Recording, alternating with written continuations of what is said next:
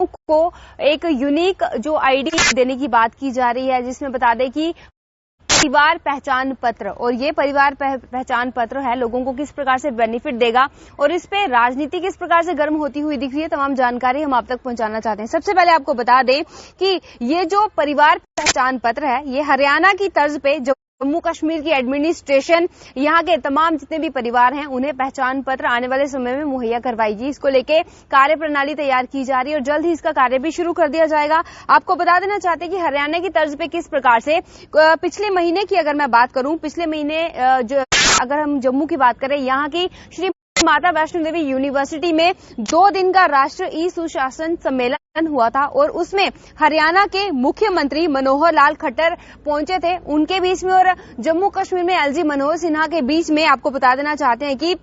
एक समझौता हुआ था। और उसी समझौते को ध्यान में रखते हुए, क्योंकि हरियाणा में 15 लाख के करीब परिवार हैं जिन्हें ये परिवार पहचान पत्र दिए गए हैं, और उसी की तर्ज पे अब जम्मू कश्मीर में भी परिवार पहचान पत्र दिए जाएंगे। अब आप सोचेंगे पहले से हमारे पास आधार कार्ड है तो अब अलग से पहचान पत्र क्यों? तो आपको बता देना चाहते हैं कि आधार कार्ड पर पर्सन के हिसाब से वो एक आईडी आपकी रहती है जिसमें अलग अलग इंसान के बारे में डिटेल इन्फॉर्मेशन होती है, परंतु जो परिवार पहचान पत्र है इस पे आपको बता देना चाहते हैं कि इस पे आपकी तमाम जानकारी जो है वो आगे भेजी जाएगी। इसमें व्यक्ति का नाम, आपका घर, आपकी प्रॉपर्टी, क्या कुछ आइटम्स आप लोग इस्तेमाल करते हैं अपने कंफर्ट के हिसाब से, वो पूरी जानकारी फैमिली का जो पहचान पत्र दी जाने वाली है इस पे दिया जाएगा और इस पे एक यूनिक आईडी कोड होगा। और इसके विषय में भी आपको बता देना चाहते हैं कि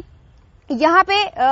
जो राजनीतिक दल हैं उनकी तरफ से कहा जा रहा है कि ये कहीं ना कहीं निगरानी रखने का एक नया तरीका है, परंतु आप लोगों की इस पे क्या कुछ राय है, आप कितनी सहमति रखते हैं इससे, वो जरूर बताइएगा। क्योंकि इस परिवार का जो आईडी कोड देने की बात की जा रही है, इसका मुख्य उद्देश्य ये बताया जा रहा है कि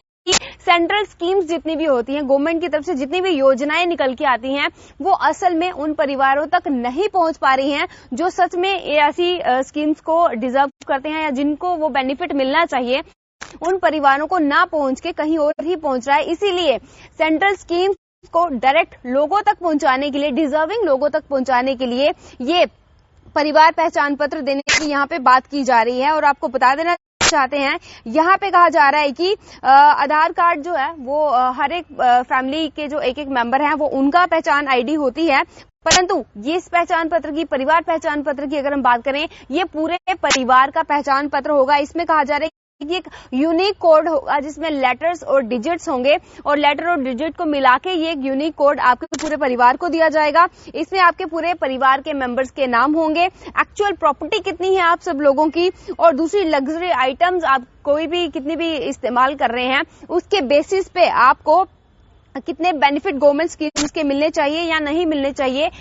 वो अंदाजा लगाया जाएगा, और उसी के बेस पे आप लोग आने वाले समय में सरकारी योजनाओं का लाभ भी उठा पाएंगे। और आपको बता देना चाहते हैं कि इसमें इसके बाद एक बार आपको परिवार पहचान पत्र मिल जाता है, उसके बाद किसी भी स्कीम्स को लेके आपको अलग से डॉक्यूमेंट देने की जरूरत नहीं पड़ेगी। अभी तक के लिए ये जानकारी निकल के आ रही है। अब इसके ऊपर सियासत किस प्रकार से गरमा रही है वो आपको बता देना चाहते हैं कि बीजेपी सरकार की मैं बात करूं, वो इस स्कीम के फेवर में दिख रही है, वो इस परिवार पहचान पत्र के फेवर में दिख रही है। वहीं पे एनसी, पीडीपी, कांग्रेस की बात करूं, उनकी तरफ से अलग अलग प्रकार की प्रतिक्रियाएं निकल के आ रही हैं।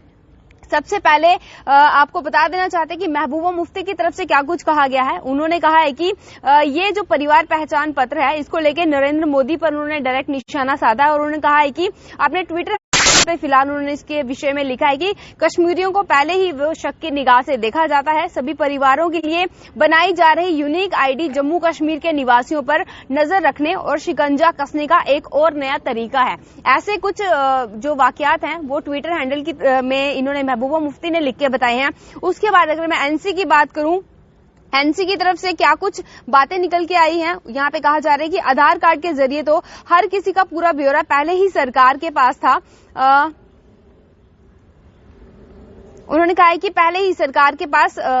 हर एक व्यक्ति का ब्यौरा है, तो अब जाके परिवार पहचान पत्र जम्मू कश्मीर में ही क्यों, इसे दिल्ली और उत्तर प्रदेश में क्यों लागू नहीं किया गया? यहाँ लोगों को पहले ही एक निर्वाचित और लोकतांत्रिक सरकार के संवैधानिक अधिकार से दूर रखा गया है। अब इस पे कांग्रेस ने क्या कुछ कहा है। कांग्रेस की तरफ से ये कहा गया है कि क्या गारंटी है कि डाटा चोरी नहीं होगा, इसकी क्या गारंटी है। सरकार यहां चुनाव करवाने का नाम नहीं ले रही है और सरकार की प्राथमिकता यहां लोगों को एक निर्वाचित सरकार देने की बजाय, आम लोगों का ध्यान रखने की बजाय मुद्दों को हाईलाइट ना करना, ये तमाम चीजें जो है ये कांग्रेस की तरफ से निकल के आ रही है। और वहीं पे अगर मैं बीजेपी की बात करूं, क्योंकि बीजेपी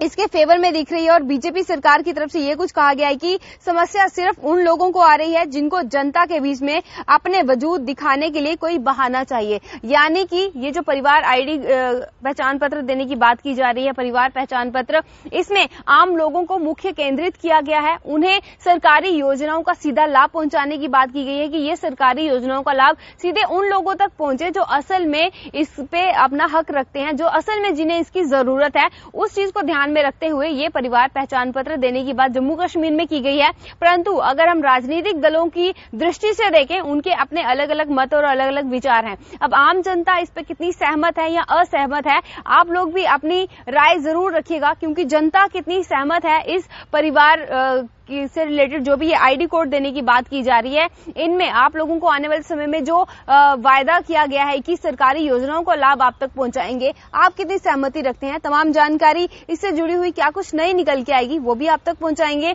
अगर किसी प्रकार का फेरबदल, कोई बदलाव इसमें किया जाता है, वो जानकारी भी आप तक पहुंचाने की पूरी कोशिश करेंगे। अब तक के लिए इतना ही। मैं रितिका राजपूत, कैमरामैन गगनदीप के साथ, धन्यवाद।